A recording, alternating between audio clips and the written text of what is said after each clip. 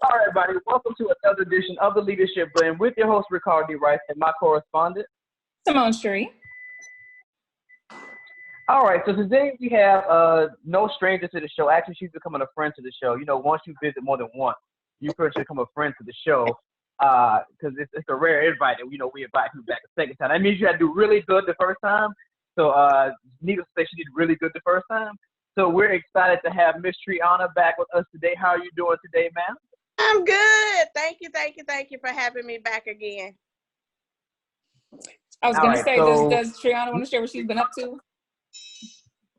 Yeah, I know, right? You can go ahead and do that because you've been in the streets, like I keep saying. You've been in the streets the last couple of weeks. So let us hear about that. What have I not been doing? Just these protests, and these rallies that's been going on. We've been keeping the pressure on to make sure that everybody knows Black Lives Matter. All lives can't matter until Black Lives Matter, and just to keep the pressure on. Being down there at the state capitol till 12 o'clock at night, and just standing in solidarity with different organizations to make sure that we are protecting,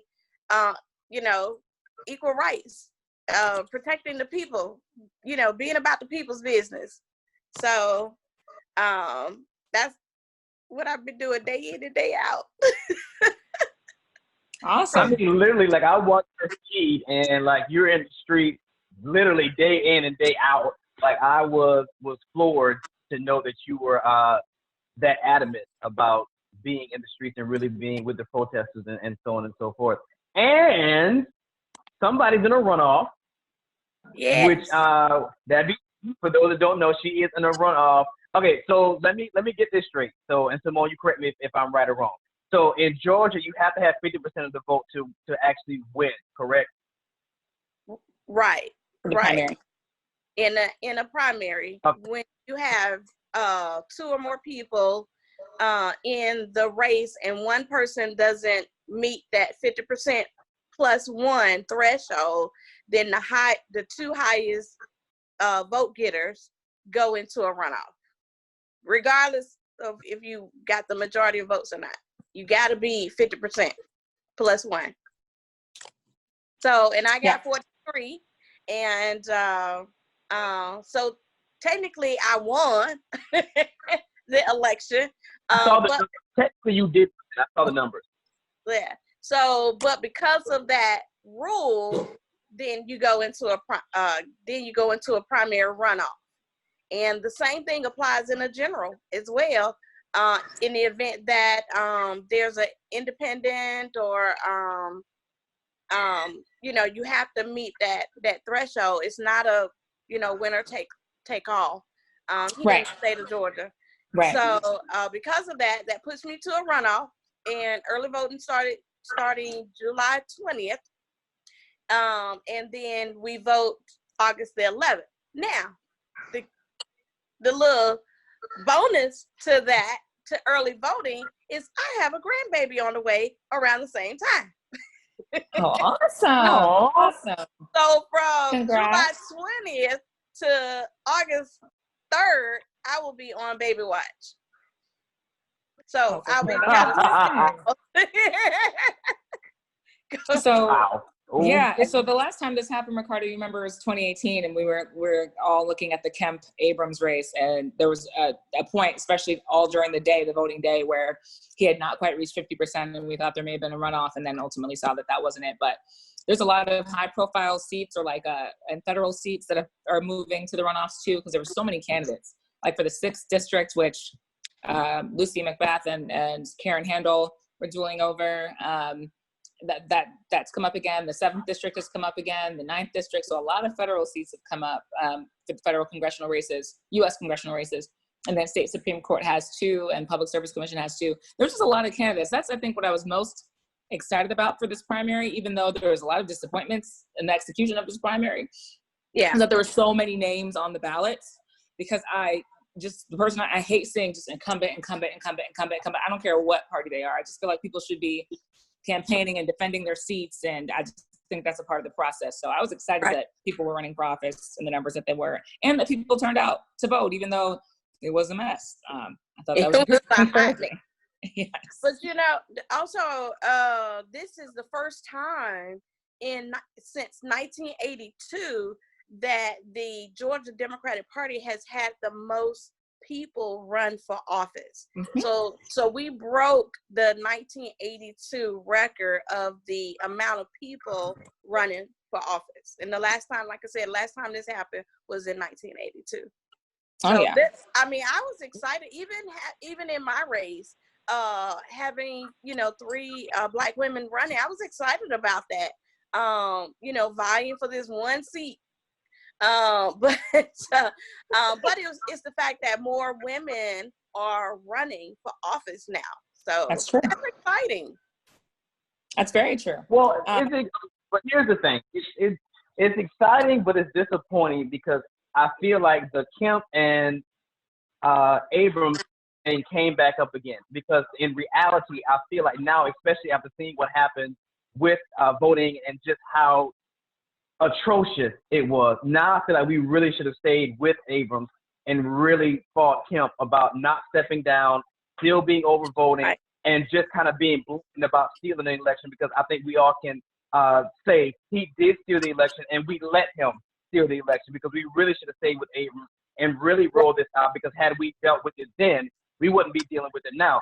So my thing with all the protesting, and not Rice, but all the protesting is, all that's great. But in between now and August, we really need to put pressure on this voting debacle that we keep running into, because what's going to happen is we're going to see a repeat of Abrams and Kemp if we don't do something about the way this voting is going down. And they already shown us in the primaries, yeah, we're going to do it again. We're going to gerrymander. We're going to close down polling areas and minority. We're going to do all this again because y'all let us ride the first time, so we can get away with it again. So I feel like it's not enough to tell everybody to vote. Now, those of us that know how to combat these issues, we got to shift from protesting to shifting into, okay, that we done that, but now we need to deal with, we're not putting up again with what we put up with Abrams and Kemp. Y'all need to fix it. You need to fix it now before August. And we're not talking about addressing it in August. We're talking about now. We're in the end of June. We're talking about now. So that's really my thing now. Okay, we got to shift. We got everybody's attention, but now we need to start pointing to things that are really wrong with what's going on. Yeah. But I'm going to shift. So go into, let's get into the rundown, because I'll get on my soapbox. Okay. You're right. So we're unofficially getting into that. So the first thing I think we need to get to, let's talk about COVID a little bit, because there's been some very interesting spikes in those cases. So we're going to cover that. We're going to cover what's going on with Georgia. Georgia passed the hate crimes bill. I didn't realize that we hadn't covered that. So we're going to talk about what that means. We're going to talk about Facebook dropping and over $60 billion in valuation since Sunday, which is a huge amount. So we're going to talk about what that's about in the boycott of Facebook. Yes. That's your boy. Finally, Trump's retweet of a white power video. Those are the kind of the four major topics in the headlines I think we should cover. And we can certainly start with COVID. So speaking of, so the protests, I think we're getting a lot of blame for being the reason why, spikes maybe started to happen, because there were protests all across the country, all across the world, quite frankly. However, Georgia and amongst a whole bunch of other states had begun to reopen. I think up to 28 states had called themselves in phase 1 or phase 2 of reopening as of a month ago. As of today, Texas and Florida, which are huge, very heavily populated states, are now reclosing, if that makes sense. I don't even know the word for it. They're reneging the reopen because cases have spiked so high. Today, Georgia has reported more cases than any other day since March. So we are officially back to some of our highest COVID outbreaks as of today. There's an additional 2,200 cases. The previous daily high was 1,990. So Georgia health officials updated that on Sunday. They update the DPH website, the Department of Public Health website, every day. Our total confirmed cases are over 77,000. We've lost 2,800 people as a result of the virus now. So that's since the pandemic began. The estimate for June, initially, this is back in January, was that 2,100 Georgians may die by June. 2,800 people have died, and we are not out of June yet. So coronavirus infections have been rising all throughout June as testing has increased. We've also seen that more and more positive cases have increased. And there's a lot of speculation, or not a lot of speculation, but a lot of medical experts saying that they believe that asymptomatic people in particular, asymptomatic young people are causing most of the spread. So people who are under the CDC high-risk age of 50 years old and who are not showing symptoms that are kind of showing the spread. So we are 2 months into the lifted restrictions where we can go back to getting our hair done and our nails done and going to gyms and bowling alleys. And this is kind of where we are. And our governor has just passed a liability shield for businesses into law in the last week. So basically that means, if your business, if there's COVID-related exposure in your place of business, you cannot be sued. We're not the only state doing that. There's a handful of states that are creating that protection, but this kind of looks like what Kemp is saying is we're not going to stop the reopen, but we are going to protect, make sure that nobody gets sued because, people may get sick in your establishment. That's what I got from that. So thoughts?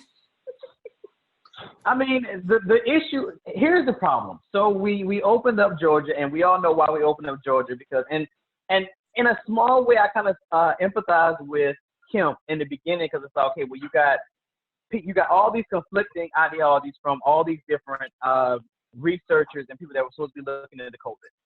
On the other hand, you got small businesses that are dying. You have employees that are in need of paychecks. I got it. There should have been a happier median than the one he came up with. So now we're almost back to square one, and we're actually no better off, because now they don't even let Dr. Fauci, they don't even really let him talk. And he's the only person most of us trust. So they don't even let him really talk anymore. So you got all these little small doctors that we don't really know their backgrounds, talking about what's going on. Every other day you're getting some new insight to COVID. And, with all these alternate facts floating around in the atmosphere, you don't know which one is actually true. So I feel like we're going backwards, and we're worse off than we were in the beginning, because now we don't even have any voices of reason that understand what's really going on with this COVID, especially this asymptomatic thing. Especially when you have a governor who didn't even know that people could be asymptomatic. Like, I don't understand what we're doing. I don't think anybody else does. Not to mention Vice President Pence was at some religious event with a 100-person choir with no face mask on in a religious setting, which we all know are create clusters. So I'm like, how do you know what to do when the president and the vice president don't adhere to the policies that they pass, and you have a governor who's almost in the clouds? So nobody understands what's going on. Not to mention, this weekend, y'all homeboys, was out at Bankhead having a field day, 2,000 people doing Freaknik this weekend with no face mask, just having a ball.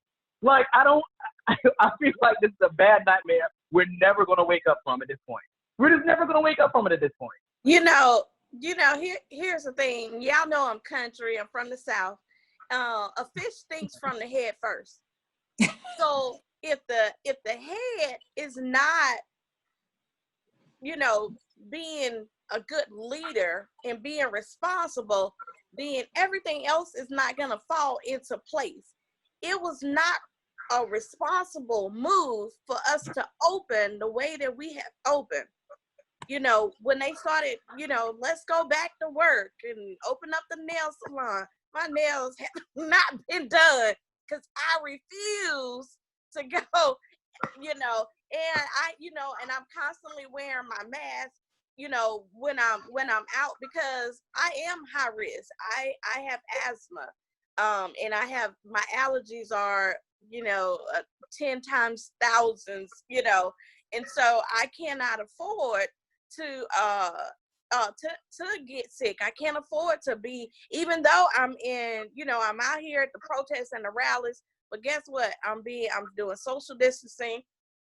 I'm wearing my mask, anybody, when I went to visit my friend, she owns a hair salon in Douglas County, and the minute we walk in the door, she got the thermometer on. Everybody is in masks, people are in gloves, so as individuals, there are individuals, being responsible, but the leadership is not being responsible, and you want to blame the protesting.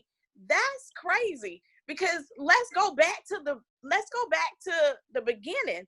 The pandemic task force was designed by President Obama, to catch things like this. Now you want to talk about, okay, he didn't handle the Ebola or the bird flu, and he should, be impeached or resign. Well, guess what? You're doing what you talked about. When I'm talking about that orange man in the White House, you know, he is hypocritical. And to look at something and say it's not that serious or it's fake news, that is a tragedy to the people, because you're not educating the people, you're not telling them as leadership. When you're talking about being a leader, be a leader. A leader informs their constituents, regardless of the party, regardless of anything. And you got these people walking around, you know, like the woman in a particular store, I'm not gonna name them, didn't want to wear a mask in the store in my district. And so they said, well, you cannot come in. We cannot serve you if you don't want to wear a mask. It is mandatory. There are cities, mayors across the state of Georgia, in other states as well, that are saying, like in Nashville, it's mandatory that you have on a mask. But I'm gonna tell y'all something. What I did, and I'm trying to find that tweet. But in 2017, I said that man, before he leaves office, he gonna have us walking around in masks. I said it because I'm military, so I was trying to find my little Kevlar, you know, thing to put on. I mean, it's not, but you know, and I wasn't trying to put something out there in the air, but it's crazy that the fact that the leadership and that we don't have good leadership during this pandemic, and contributing to it is not saving lives. We're killing people. We're literally killing people. And I wish that more people, regardless of who you believe or whatever, take it serious.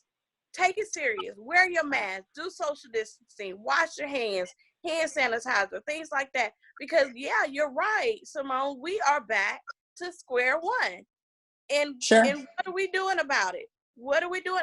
I'm just, my daughter, this is the sad part about it, and we could go on. But my daughter, one of my daughters, my last child, finished the 8th grade. And that's like a whole big thing with my family. When you finish the 8th grade and you go into high school.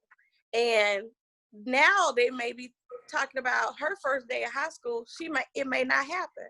Mm-hmm. So it is killing, you know, the spirit of our students, because now we, you know, she might not be able to experience her first day of high school. Yeah. And this is the last child of mine. Yeah. I've seen them talking about what to do with school, and how some schools, I think this is elementary age, so are kind of talking about Tuesday, Thursday students versus Monday, Wednesday students.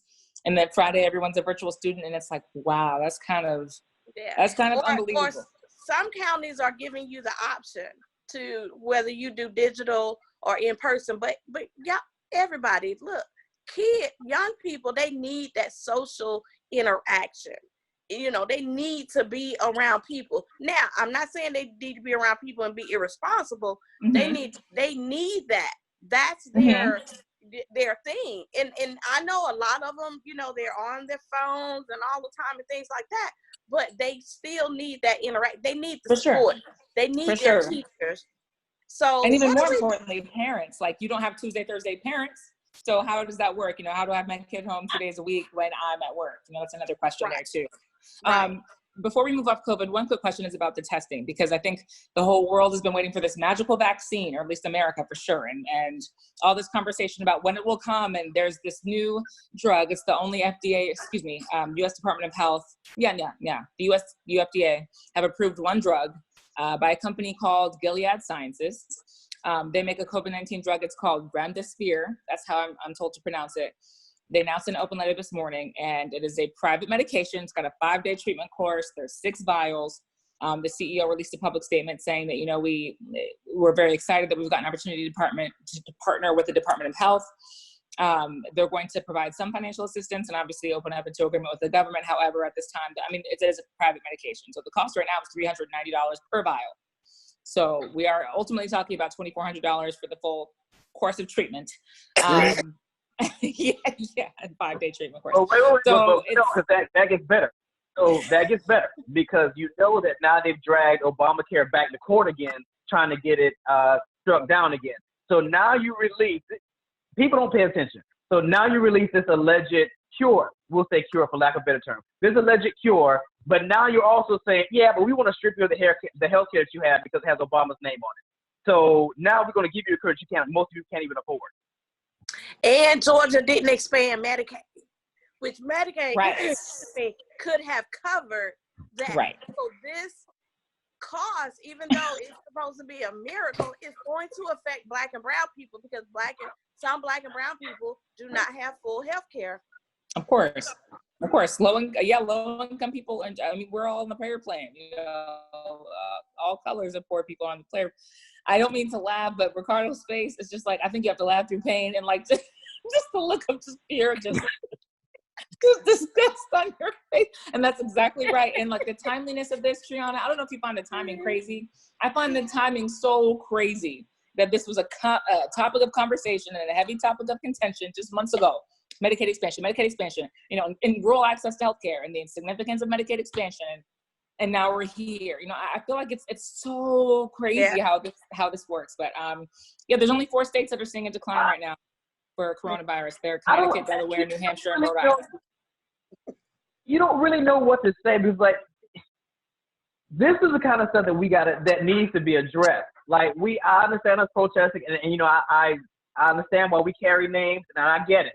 But we gotta stop focusing on individualistic things. We gotta look at the collective. And in the collective is, again, we have this virus that you guys, and when I say you guys, I mean the research and stuff, don't understand, but it's affecting how the world operates. So then it takes you months to come up with a cure, and then when you present the cure, minorities will probably be the ones that primarily can't afford this cure because now you're dragging Obamacare back to court trying to get it completely abolished, but you're not offering us an alternative. So what you're really saying is we really don't, not that we didn't know that anyway, but you're really saying that we don't care about you guys because we're going to get rid of this. We have no alternative. So now you're back to square one with no kind of health care. They didn't expand Medicaid or Medicare. It's like we got to be united on these kind of issues. And, everything that we've been talking about on the previous things that I've done in the last week, it all comes down to leadership and leading these protests. Who are our leaders? And our leaders really have to be mindful and really pay attention to the masterpiece that's being presented before us. Like, it's ridiculous. You can do nothing but laugh to keep from crying because, people, the average Joe does not understand these kinds of things. And, those of us that do, it becomes too much is given, much is required. Those of us that do, we got to make sure that we shift the fight, leave the troops on the ground. But those of us that know better, go to these offices and have these conversations because this is no joke. Like, we're going to see a great fallout, and that fallout is going to look like a lot of people that look like us. So it's not funny, but that's all you can do to keep from being angry and crying because I'm ready to go burn down something. Like, it's obscene. Absolutely obscene. Well, I can't help but to be angry. I've already been deemed an angry Black woman, so. Well, hey, if you get angry, you get angry. Angry is a human thing, and I claim that. Don't give me so much to be angry about. Let's switch course really quick. I want to make sure we can cover kind of all these points here. So Facebook, which again, the first and the largest social media giant in the world. Hold on, Ricardo. See, this is the problem. We can't even have an objective conversation. Facebook has lost a lot of market value, and the reasons I want to talk about this are that I want to talk about who the boycott is coming from. So there has been a Facebook boycott. Well, technically unofficially off and on since like 2012, but just to go a bit further here, there's a $60 billion market value that they have lost in just days. Starbucks, PepsiCo, Verizon, others have suspended their advertising on the platform and in some other social media platforms, but in particular Facebook, which has caused its market value to drop so low. There was 8.3% slide on Friday, and then a 1% slide so far today.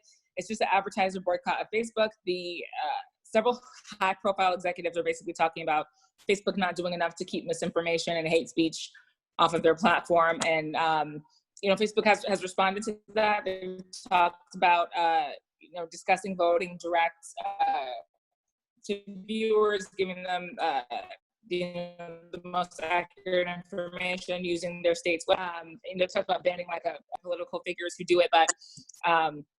I mean, it's I'll just leave that there. I mean, please, thoughts. I don't want to defend it before we presented it to the table, but what do you think about hate speech online? What do you think about what the advertisers are trying to do, and whether or not, they have a right to, or if that's a good use of their power?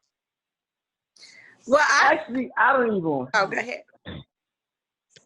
Oh no, go ahead. Because I was coming for Simone, so you can go ahead, Triana. I'll deal with Simone after you done. Well, I mean, do they run the risk of losing money and consumers boycotting them?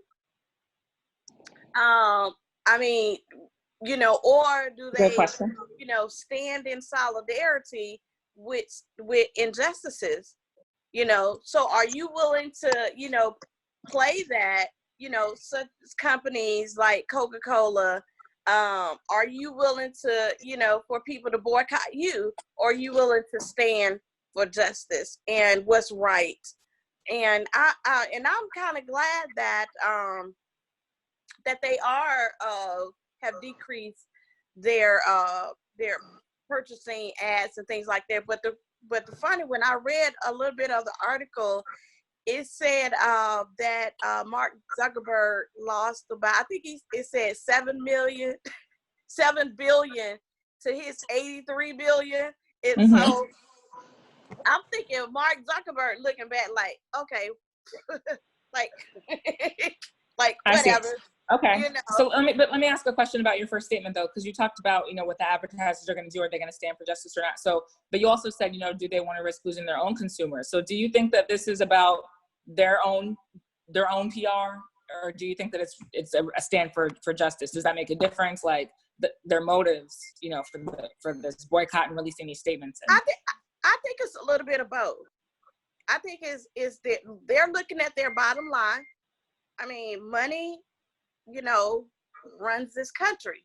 And I think that they're looking at their bottom line, but they're also looking at the fact that how diverse, some companies are, and, and how they're standing for diversity, how they're standing for justice and protecting their employees. And some companies are doing the right thing. Now, Walmart is a different story, because I've always,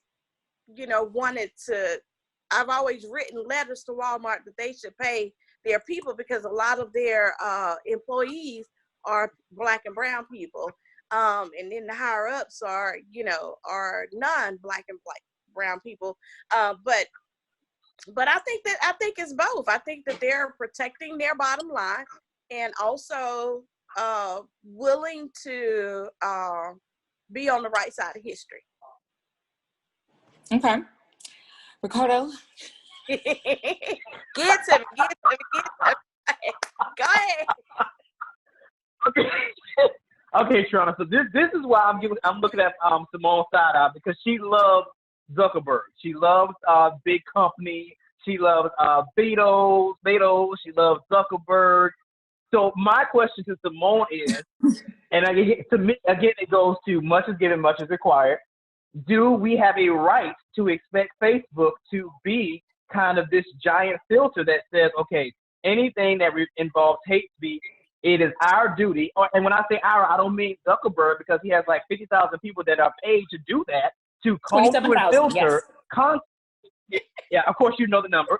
He has 27,000 individuals that their sole purpose is to filter content before it hits the World Wide Web. Well, when we speak about the World Wide Web, at this point, Facebook is at the guard shack of what comes in and what goes out. Is it fair to expect those 27,000 individuals to properly filter through content and what should actually be filtered? My fear with this, I get it, but my fear is this can become a two-headed sword, because what can happen is if they start saying, okay, well, we're going to allow this in, well, then the other side will say, well, that's us. We're just on a different side of that same spectrum. So then it becomes, well, that's kind of true, because, Black Lives Matter. But if white folks start saying white folks matter, where do we draw the line? So that's kind of my fear. If we really start pushing this narrative, that, you can make a case for both sides. Technically, Black Lives Matter would be stronger, because like I told somebody in an interview I did the other day, when your life depends on the color of your skin, that takes priority. When you're being killed because of the color of your skin, that takes priority. But again, it's a two-headed sword. But how do you feel about this, Simone? I'm very interested. How do you feel about this? Oh, I have many feelings about this. I'll for the sake of time, I'll first say that I think some of these companies, again, it's like, I don't want to hear it from you unless you have you swept your own front porch, as the word says. You know what I mean? Like that's very important to me. So Starbucks, just 3 weeks ago, told its employees not to wear Black Lives Matter t-shirts while they brewed our coffees, right? Even though they can wear rainbow t-shirts and pride t-shirts all year long, Starbucks employees could not wear Black Lives Matter t-shirts, and they were swiftly kicked in the you-know-what, and then decided, we'll go ahead and wear your Black Lives Matter t-shirt. And so for them to be pulling all their advertising revenue is very hypocritical to me. It's a fake show of support. And again, they'll be like Target doing this after Target got tweet happy during the protest. I don't want to hear what Target has to say about advertising revenue when you've kind of shown your own butt.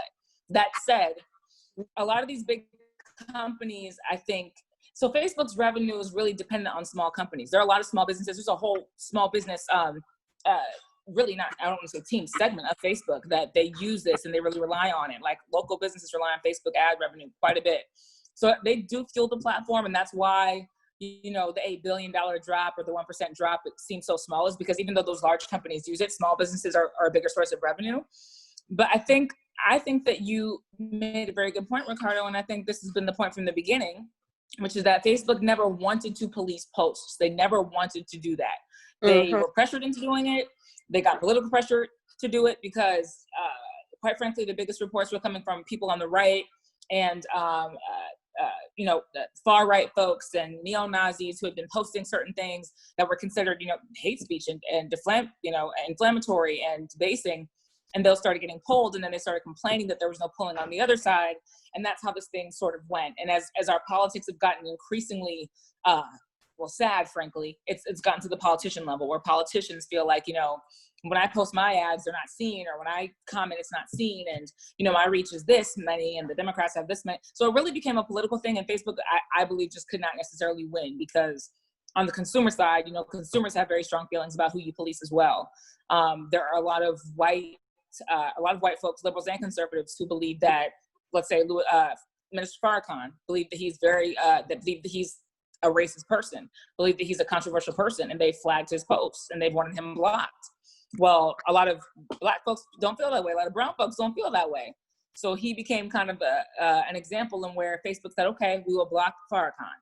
Now that set a lot of our community in uproar. Like, how do you block Farrakhan? How do you have him blocked? You know, have like Stephen King blocked. So the second they start kind of appeasing people, which they did years ago, I think is when they began to lose. At the same time, we talked about content moderation like last year. There's some sick stuff that people, I mean, when you don't police a platform at all, and if you have a job as a content moderator, which a lot of them are contractors, there's a big article about it that came out in Slate last year, they see all kinds of filth. They see people kicking puppies, you know, I mean, just stuff like that. So if nothing is policed, it gets really ugly. At the same time, when you start policing speech, somebody loses. Somebody's upset. Yeah. Somebody thinks, you know, so I just think it's a losing battle, and I think it's unfortunate. I still feel like that's not a platform's job, and I think that just to end a piece of this, or at least to move to the core of this, I think that this issue came back up because Twitter started fact-checking President Trump, and he was tweeting, and they decided, well, you know what, we're going to just put a flag here so that people can at least fact-check. And, you know, he was very pissed. He said, why am I being fact-checked? So people kind of felt like, well, if Twitter can do it, you know, why can't Facebook do it? Mind you, you know, our president spends a lot more time on Twitter than anyone. Literally. Literally. But yeah, they kind of looked over at Facebook and said the same thing again. So I don't know. I think it's a losing battle. But there has to be some type of medium because to me, America is a melting pot. We will get to a point where we will start the healing process. So where do we find a medium when you got the majority of people on social media, and then you have and I'm a big supporter of the Constitution, freedom of speech, freedom of religion, you know, things like that. And so, you know, where do we find when we're protecting diversity, speaking justice, and protecting consumers? Where do we find find the medium. Do you think maybe Facebook should be an 18 and up medium? Or maybe it should be like a use at your own risk disclaimer that pops up every time you log on? Like, hey, you may see some racist SHIT. Or do you think it should be? Well, I think they should do like YouTube did. Like YouTube created its own division for a certain age group. I think that's ultimately where they're going to have to head it, because you just can't. We're getting to a place now where Facebook almost controls the narrative. So it can't be a lumping of all these generations, all these age groups. There's going to have to start being definitive areas that only kids will, and I would say only kids, because you want pedophiles going in there with them, that only kids can go into. It's just, but then, I don't know, when you start dividing folks, then you start creating other issues too. So I don't know. It's one of the growing pains of becoming something that I don't think you expected to become. I don't think that they expected Facebook to be the conglomerate that it is today. Unfortunately, too much is required. You're going to have to find some happy medium, because in another decade, it won't be Facebook, it'll be something else. So somebody's got to write the rule book to say that if your company or if your social media platform gets to this level, this is what has to be done. And unfortunately, Facebook gets to be the ground zero for that handbook that's going to have to be created. Because in another decade, it's going to be something else. It won't be Facebook. Because back sacrificial lambs. It was MySpace. It back a few years before, it was MySpace. Yeah, and I never did get on that, because I thought that it was so negative. It was too much. And eventually I got on Facebook, but I didn't want to because of the crap. But I knew, because of business, because of politics, and I was the reigning Mrs. Georgia for 3 years in a row, and I needed people to see what I was doing, that I was out there in the field. So I got on Facebook because that's where people are,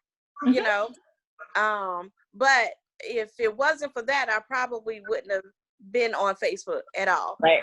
A lot of people are saying, advisors was like, you got to get on Facebook. That's where everybody are. You got to get on Facebook. But and now TikTok. And I don't, but other than that, for personal reasons, unless like my kids are out, helping me with the campaign, things like that, I don't post my kids. Oh my gosh, and I hate that when and I know we're talking about something else, but when people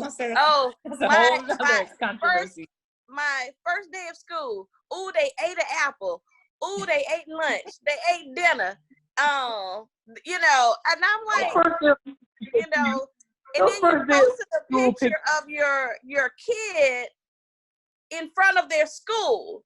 So you're telling the world, this is where my kid goes to school. So I don't use it for personal reasons or personal vendettas or gossiping, so there's a limit.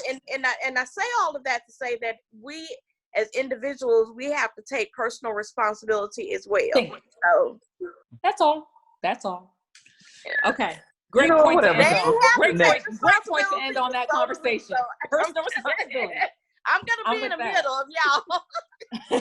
I'm with that. Okay, so last thing, we talked about hate crimes. We actually talked about Ahmaud Arbery the last time you were here. Actually, we talked about what happened in South Georgia and controversy that created his case being moved to Cobb County, where I am, and what that looked like. So Georgia has passed a hate crimes bill. There's a lot of different pieces of legislation I feel like I have to say with regard to these cases that we're hearing about in the headlines, because some involve police, some involve race-motivated killings, some involve police tactics, not just in terms of de-escalation or this is multi-layered. But in terms of Ahmaud Arbery, there's a House Bill 426 that Kemp just signed. People wanted it done months and months ago, and of course, unfortunately, bloodshed kind of led to, or really loss of life, led to people kind of taking it more seriously. So Kemp has said that, he's called this bill a silver lining in terms of what's going on right now in the country. Georgia was only one of 4 states that did not have a hate crimes law, according to the Department of Justice. So it basically criminalizes acts of violence that are motivated by identity, all different types of identity, but in particular race. And so that was signed. And at the same time, on the national level, we've got President Trump, who's retweeting white power videos and claimed that he didn't hear that phrase in the video. If you can Google it, or you can go on Twitter yourself and kind of see it. There was a pro-Trump rally being held on Juneteenth, no less, where in Central Florida, and there was a young man kind of shouting at this video, at the rally, saying "white power, white power, white power." Said it 3 times. Trump had retweeted it, saying, "Thank you to the great people of the villages area in Florida," and then he had to take it down because people obviously were like, "Oh, white power videos, 2020, wonderful," and took it down. And his team said that he did not necessarily hear that, and the White House had the enthusiasm of his supporters and everything, but it's kind of some stuff. I mean, presidential candidate Biden said this morning, "We're in a battle for the soul of our nation," which is so crazy because I feel like the last time I heard that was Abraham Lincoln saying that well over 100 years ago when we were in the throes of a civil war. So, any thoughts on the hate crimes bill or on the video? Okay, we need to define the soul of America and then restore the soul of who we are as Americans. That's what we need to do. We need to define where we are going, who we are. Who are we? Are we this, black versus white, or white versus brown people? Are we this type of country? I served over 20 years in the United States Army. And it breaks my heart to see us so divided. It breaks my heart.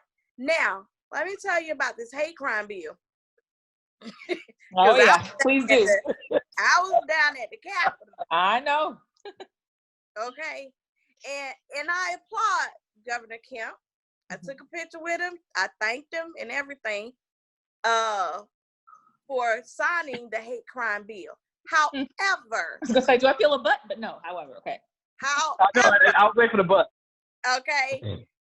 While we were all focusing on this hate crime bill, HB 426, they snuck a little bill in there, without us looking at it. And that's HB 838. HB 838, which says that a peace officer can sue for damages in the event that he is injured in the commission of his duties. Now, I'm gonna try to bring up the correct words because I want to make sure that I get this. I want to make sure I get this straight. But so while I'm bringing that up, so if basically a bill of rights, sort of like a police officer bill of rights. If the officer broke his ankle or sprung his knee while his knee was on the neck of George Floyd, he could sue George Floyd's family. That's what HB 838 does, even though that was in Minnesota, but I'm just using that as an example. Yeah. So, okay, let's take Rashad Brooks. If the officer had tripped while he was shooting a man in the back, okay, and injured himself, he could sue Rashad Brooks' family. He could sue Black Lives Matter. He could sue organizations like I'm also president of Georgia Now. He could sue me and Georgia Now. That's what it said. But let me read the words real quick. It says HB 838 allows peace officers the right to bring a civil suit against any person's, group of person, organization, or corporation, or the head of an organization or corporation for damages suffered during the officer's performance. That's what HB 838 says. And can I just add 2 more clauses there, Triana, because I think they're important for people to know. That the first one is that the bill mandates that the agency investigation process, that they can dismiss a complaint if the agency hasn't completed it within, I think, 4 months, 120 days. So if they have not completed their investigation, the complaint can be basically dismissed, and it can't be reopened unless something new comes up, which basically sounds like it gives an agency the right to audit itself and also to drag their feet and drag it out as long as they want to. Unless something new comes up, they don't have to reopen it. So that's the second thing. The third thing is that the interrogation process is different for police officers now. So police officers now cannot be interrogated unless they are at the command center or at a headquarters. They can't be, they have to be given the name and rank of whoever the interrogating officer is. And they have to be informed of all their rights. They have to be on duty unless there's some sort of essentially it gives officers the right justice process that is way more forgiving and lax than you or I would. Because if you or I were accused of a crime or suspected of a crime, we could be interrogated at our jobs, outside of the restaurant, on the toilet. I mean, there would be no limits to where we could be suspected of that crime. And so it gives police officers a lot of padding in terms of, in what circumstances you can bring an accusation. So I think that's another good protection in the bill. And so is this bill passed or tabled? The bill has passed. It passed in the House. Now, the original bill did not have all of this in it. The House had sent it to the Senate, and the Senate put all of this stuff in it because they were trying to attach it to HB 426. So it passed in the House, it passed in the Senate, and then it was going to go to the governor's desk.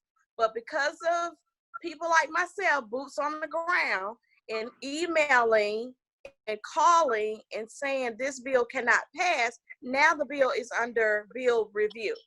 It'll be under bill review from 30 to 40 days. So it gives us the opportunity to tell the governor to veto this bill. And then he can, after a certain time that it's gone under bill review, he can veto it or he can pass it. Right. That's ridiculous.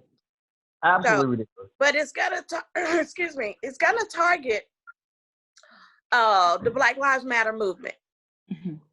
It's gonna because who's the Trump Pence regime organization that's that's out there is gonna target Planned Parenthood, NARAL, Georgia Now. It's gonna target organizations that's fighting on the right side of justice. When we go out, because I've been in DC protesting Council Kavanaugh, and the officers, pushed us back, and and things like that, and people were injured. So if you're the head of an organization that's out there or that organized it, you could be sued for damages. And so I particularly say it needs to be vetoed for two reasons. One, because officers have protection already. Number two, it target Black and brown people. So that's why I'm not with this bill. I'm not with it. Sure. It's kind of crazy that we were just having conversations about qualified immunity, and Justin Amash, who's running for president on the Libertarian ticket, Go Libertarians, has proposed this bill, and once it's signed, it's a pretty collaborative effort at the federal level anyway, and U.S. Congress, that we need to pull back this immunity. Officers didn't always have it. They had it starting in the 70s. And there was a case before the Supreme Court, and they could have weighed in on it. They chose not to weigh in on it and say, Congress handle it. We're not going to do that. And so at a time in which I think governments could have been having conversations about, well, do we really need a legal shield for officers? Now we've created a whole nother one on top of what we already had here in the state of Georgia. Yeah. So the timing is, the timeliness of it, I think, is in really, really poor taste. I know, and it's really not even in response to the defund police movement or calls. I really can't even say that correlation has been made at all. So it's just, I think it's just a step backwards. Yeah. It's trash. It's trash. Just call it what it is. It's trash. And this is what I say. Just call it what it is. It's trash. And it's my point. At this point, and I said this the other day when I was talking about it, I feel like we need a committee that should be some kind of subdivision honestly, that should be kind of spun off of the NAACP, that is strictly their job is oversight and management as it pertains to bills. I don't want us to be pacified. A lot of these bills that these states are doing, a lot of them don't really have any teeth in them. It's just to pacify. Most of them sound good.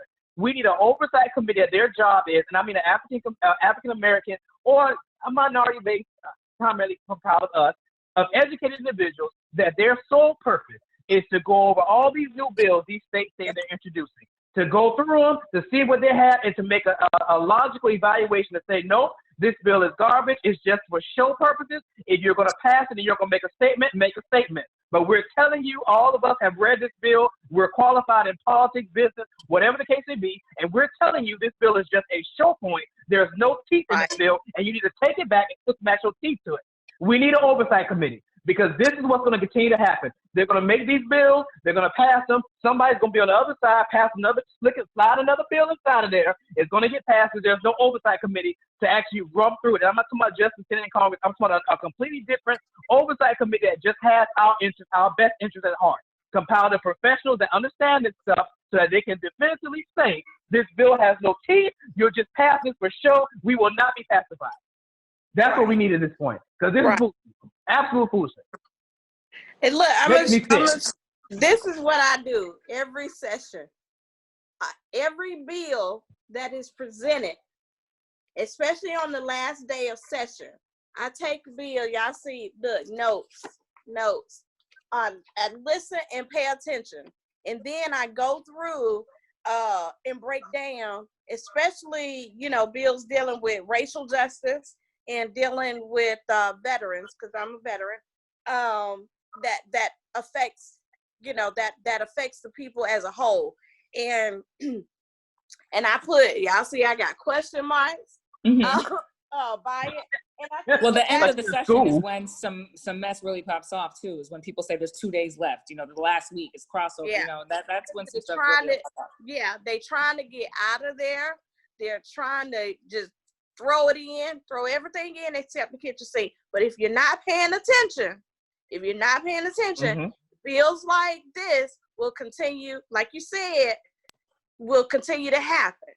And we have to get to a point where we are paying attention to the people that's really. Now, I didn't start advocating when I started running for office.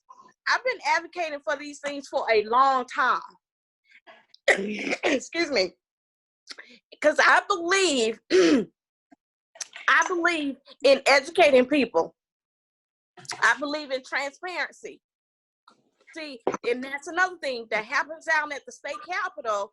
We don't have transparency. If we had transparency, especially now, a lot of the bills that are flying through wouldn't happen. And that's on the House side and the Senate side. Mm-hmm. I take both on the House side and the Senate, and I look at each individual bill and say, nope, that's okay.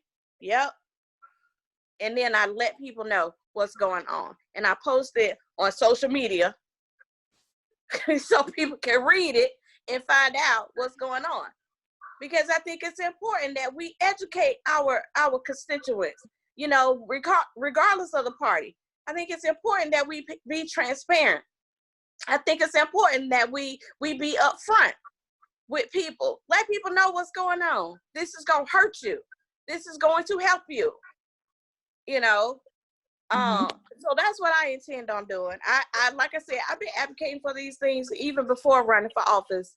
And before, during, and after, I will continue to educate people and be transparent, because it's a lot of bad bills. Yeah, it's a lot of bad bills. A lot more, and frankly, a lot more that would have slid through if not for Rona, which I'm not meaning to make light of. But there were some ugly bills that they definitely would have made it through, that because they had already been reported favorably, et cetera, and would have been horrible, that would really only stop because the session stopped. So it's important stuff. On that note, let's to get down to the Capitol and visit the Capitol and visit your lawmakers and find out what's going on. I encourage everyone to do that. Don't just come down there when we got the fanfare, the hate crime bill, everybody was there. But the last day of session, no, it wasn't a whole lot of people there. Yep, grass, crickets. Yep. All right, so let's shift. We're here on a mission, so because me and Simone will go all day, and you'll be on join in with us, and we'll be here for another talk. So let's get into you and the runoff. Is there anything? Because we talked about your platform the first go around. So is there anything else you want to as pertains to the runoff, or anything you want to say to the listeners? Anything? What's on your agenda? Well, what's on my agenda is continuing to advocate for my issues. Continue to push my One Georgia plan. Being prepared after August the 11th to run against the old white guy Republican that's in the seat now. That is what I will continue to do. There is a very distinct big difference between me and my challenger as far as advocating for issues, as far as making things happen. I had a bill that passed dealing with cervical cancer awareness. And I've been advocating, even before I started running for office, I've been advocating for cervical cancer awareness. I have a day down at the state capitol that I have every year that have been for the last 6-7 years that I've had at the state capitol because I believe in fighting for the people.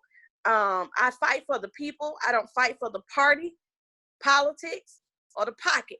I fight for the people. And so I just encourage everybody to, Google me, go to my website, find out more about me. But most importantly, encourage your family members, encourage everyone to get out and vote, because we don't like to vote. Keep voting. We like to vote one time every 4 years and keep it moving. But there's an election every year. And this runoff, because it doesn't have any fanfare, this runoff is not getting the publicity that is needed. So I just encourage everybody to go out and vote. Early voting starts July 20th, and the actual election, the runoff election, is August the 11th. And, look at the differences between me and my challenger, and who's going to be the strongest candidate, who's going to be able to fight this old white guy Republican machine, because that's what we're fighting against. In order to change laws, you got to change lawmakers, and you got to change lawmakers that's going to hold people feet to the fire, regardless of party, hold people feet to the fire, and that's going to be able to stand up against this machine that we have on the other side. And I have been prepared. I follow the rules. I have no ethics violations against me. I make sure that all of my ducks are in a row, all my T's are crossed. I don't claim that I'm supported by Joe Biden. So it's just things like that. That was kind of that was a little shade there, but I was gonna say, because that was a little shade. Yeah, that was a little shade. But there's a big difference in who's gonna be the strongest candidate to go up against the machine of the old white guy Republican and their money. And I'm the only one that could do that. That could hold the old white guy Republican feet to the fire. And so that's why I encourage everybody to help me to be the nominee for Senate District 30, which covers Carroll, Douglas, and Paulding. All of Carroll, half of Douglas, half of Paulding. So if you have family and friends that, y'all just heard my Southern accent. Oh, yeah. Family and friends in the district, encourage them to go out and vote for me, because I am truly grassroots and I care about the people. I'm all about the people. I'm all about transparency.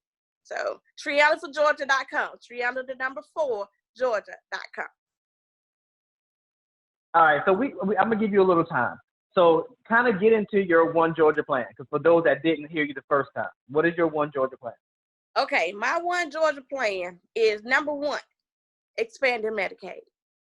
Now, we tried to do the Medicaid waivers last year in the legislative session. I was advocating for Medicaid expansion. They gave me Medicaid waivers. It doesn't cover rural Georgia. Hospitals are still closing down. People are not able to get health care, get this testing, this COVID-19 testing. And even if they are, they're not getting full care. They're not getting complete care because they can't afford the bill. If Georgia had expanded Medicaid, is what it says under the Affordable Care Act, then people would be able to afford to go to their primary care and go to the emergency room and pay their bills and help cover. So that's number one. We need to make sure that we expand Medicaid. Number two, we need the Equal Rights Amendment here in Georgia.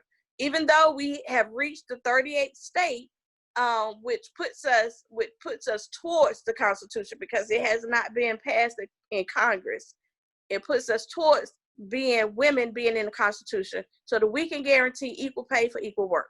Right now, women of color are being paid, Black women, let me say it like this, Black women are being paid 73 cents on the dollar to what the white man, the white woman, the Black man, the Black woman is being paid 73 cents below that.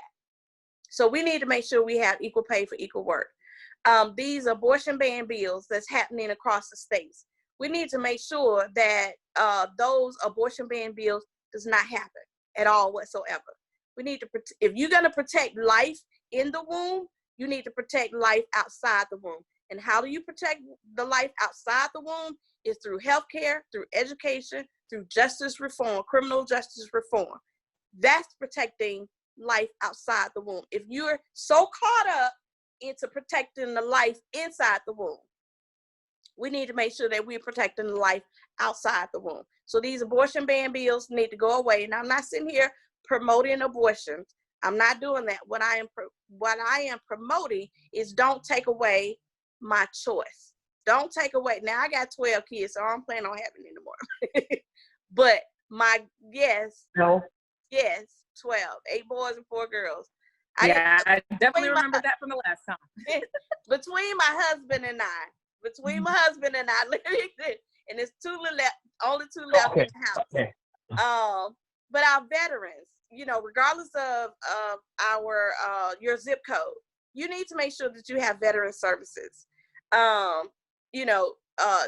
Regardless of your zip code, regardless of where you live. Out here in rural Georgia, if it's a major issue, we still have to go into the metro Atlanta area. We should be able to have those services here in rural Georgia. We should be able to have that. So those are among, let me see, I believe the top of the voter, protecting the voter, voting rights. I'm a big supporter of Fair Fight, Abrams' business, nonprofit organization, Fair Fight Georgia. We need a fair fight. And the things that they have done to gerrymandered, redistricting, polls closing down. Yeah, it's not a fair fight. You didn't create a fair fight, and we need a fair fight when it comes to our voting. That is the one power that we have, and no one has the right to take away that power. So those are things that I'm a really big supporter of rural Georgia because I believe in the one Georgia. A lot of people talk about the metro Atlanta area and then everybody else. No, we are one Georgia. Just because we live in rural Georgia doesn't mean that we don't need the resources and funding that's afforded to everyone else. Funding needs to come and resources need to come to rural Georgia, just like it goes everywhere else. And that's why I'm promoting my One Georgia plan. Teachers getting a livable wage, businesses coming to rural Georgia.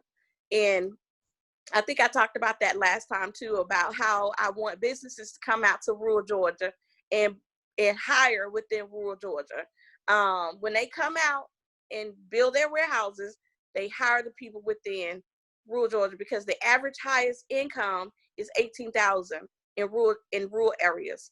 And that, I don't know who can live off of $18,000 a year without getting, other services and things like that. So, and then you don't want to give me Medicaid, you don't want to give me TANF, you don't want to give me food stamps, you know, and in order for me to get food stamps, you want me to pee in a cup.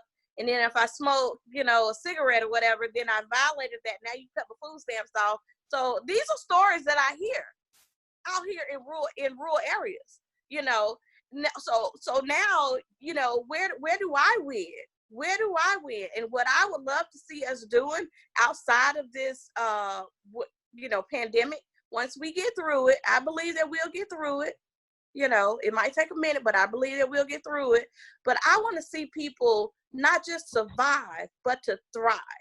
You know, we got a lot of work to do, especially when it comes to racial justice, and why I stand on the front line, why I'm being grassroots, is standing in solidarity with these organizations and people, just people.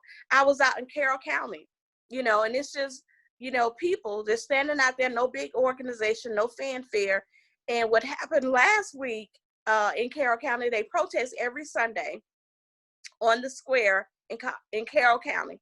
And a guy, white guy in a truck, tried to run over some of the protesters. And a couple of people got injured. You know, and then they called me and they said, can you come out with them? But here's the thing, I'm coming out with the ACLU. When I come out, you know, I'm coming out with some firepower with my pen. If, you know, okay. where did, you know, this video that we pay for, you know, because that should not be, you know, we can live in a world where we agree to disagree. You might say all lives matter. You might not agree with Black Lives Matter, but that doesn't give you the right to take your car as a weapon and run me over because I don't agree with you, you don't agree with me. And so that's why I had to, but I was gonna go out there with them, but I wanted to make sure that the people are being safe, that they're doing social distancing, have on their mask, and that people, you know, like that, the young guy with a truck, white guy with a truck, don't run over the protesters. And so I wanted to make sure that I brought awareness to that. But it's situations like that where we need to come together. And that's why I said we need to define the soul of America on who we are, who we want to be, what kind of world do we want to leave behind when it comes to the climate, when it comes to racial justice, when it comes to criminal justice, what kind of world do we want to leave behind? So, you know, that's my One Georgia plan, making sure that rural Georgia is taken care of, Wi-Fi, you know, is available, and then bringing us all together, bridging that gap. I always say no more missing moments to building bridges. We need to be building bridges and not walls. That's me. Well, that's my One Georgia plan. Simone, you got anything you you got no, the gist, like you just of it, so yeah, I mean, for sure. No, just that everyone needs to research their candidates because these elections are important. They matter. And on June 9th, they said that we had, they usually have in Fulton County, 9,000 ballots, absentee ballots, and now they had over 50,000. So there's energy, and we need to keep that same energy. You, however mad you are right now, you need to keep that same energy in August, that same energy in November. You have to keep that energy. So that would be my only closing comment. all right. So and thank you. I appreciate you all. Oh, we can't hear you. You on mute.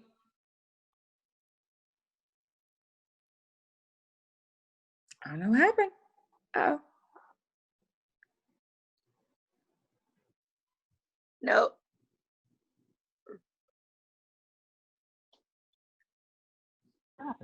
I thought I heard something. There you go.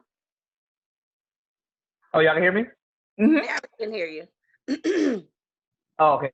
What I was saying to Triana was like, I feel like you're trying to be slick and trying to be a regular visitor on the show because you came in this time already and prepared to have a conversation with us. So I feel like you're trying to be slick, which is cool. You know, I just like know these things up front. It's cool. You know, it's all good. But definitely want to send a shout out to you. Thank you for coming back on. This is what you want to see in your candidates. The fact that you were able to read a bill that you witnessed and were able to show the other side of that bill that was trying to be passed. This is what you really want out your candidate, people. You want them to be aware. You want them there. You want them to be able to physically witness what took place. So I thank you for that because, yeah, protesting and stuff. I can do this. I can facilitate. But being in the streets, yeah, that we got to have a conversation about that. So thanks again for coming back. I'm sure we'll see you again. Hint, hint. I'm sure we'll see you again on the show. So yeah, if you missed it on Friday past, I had a black male panel where we discussed some things. So it's on the YouTube channel. Definitely go check that out. The Leadership Blend. They did a really good job. I was really happy with the guys. In the near future, I want to do a women's panel that talk about those same issues from a women's perspective, particularly women in politics and women with kids. Because I know that we as black males, we go through a lot, but you guys are going through a lot as well, being our counterparts, our mothers, our sisters, wives, all that good stuff. So I'm putting that together as we speak. And yeah, thank you guys for tuning in. We will see you guys either Friday or Monday. I'll let you know, watch my social media. And we will see you same time, same place on the Leadership Blend with your host, Ricardo D. Wrice.